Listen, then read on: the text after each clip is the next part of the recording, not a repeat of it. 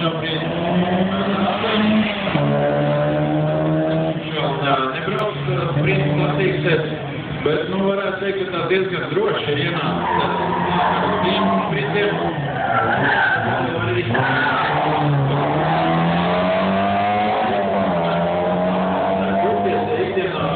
Viņa darbs pienākumiem ir rūpēties par to, lai kūtīgā ielas ir kārtībā. Mēs likt atbalstam ielām. Normāli. Viss ir saprotams. Tas ir viens no mīļākajiem, varbūt arī no mīkstākajiem materiāliem. Ja viss dienā viņa jākrāmē, viņam jābūt. Bet, nu, tā ir izjūtas asfalts, jā, tīri rokām.